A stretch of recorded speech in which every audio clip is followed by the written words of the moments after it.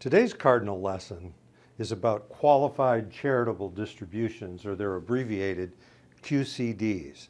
And you say, well, what in the world is that? Well, it's a way for people that are over 70 and a half to give to the charity of their choice, be it their church or a college institution, some civic organization, some environmental organizations, whatever's important to you, or it could be all of these, where you're able to donate directly from your IRA to the organization and it doesn't show up on your tax return.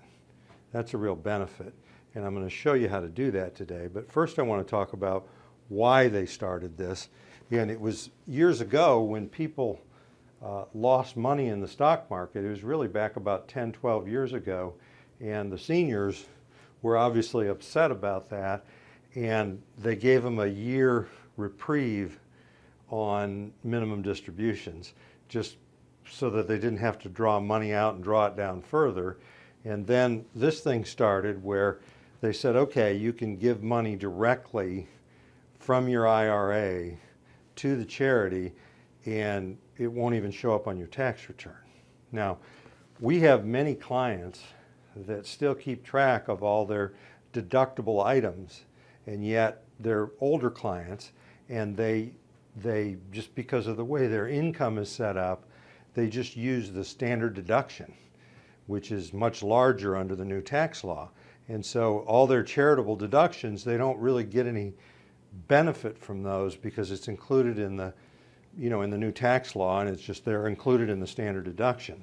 So what a QCD allows you to do, providing you're over 70 and a half, and you turn 70 and a half during the year that we're doing the QCD, what it allows you to do is just give directly to the charity, and it effectively gives you a deduction because it doesn't show up as income that you later have to pay taxes on.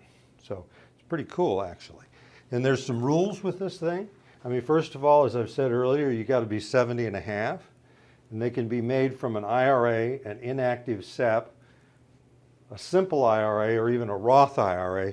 You really don't want to do this with a Roth because that's our tax-free money anyhow. So that's part of the rules, but generally people have money in an IRA. What I want you to note is you can't do this from a 401k, but you could take your money in the 401k, roll it over to an IRA, and then use QCDs then to donate to the organization of your choice. There's a limit of $100,000 in QCDs per year per person. So most folks, that limit is not really a big problem, but if somebody has a sizable IRA and once they learn about this and see the benefits of it, they want to give a substantial amount, then it just gets spread over a number of years. If we also have a husband and a wife that both have IRAs, then we can spread them between those. So there's $100,000 per person per year, and it must also be a direct transfer to the qualifying charity. I mean, this is one of the reasons you probably don't want to do this at home or try this at home, okay? I mean, we specialize in this, and if you come through us and we give you the advice on this, we're going to show you exactly how to do this and check all the boxes. So the money has to go straight from the IRA to the qualifying charity. It also must be the first distribution of the year. So if you've already distributed money or taken money out of your IRA for this year, which is 2020, you've already made some distributions, you can't do a QCD this year. If you haven't taken any distributions and you've put it off till the end of the year, then it's important that your first distribution, which could be your only distribution, is the QCD.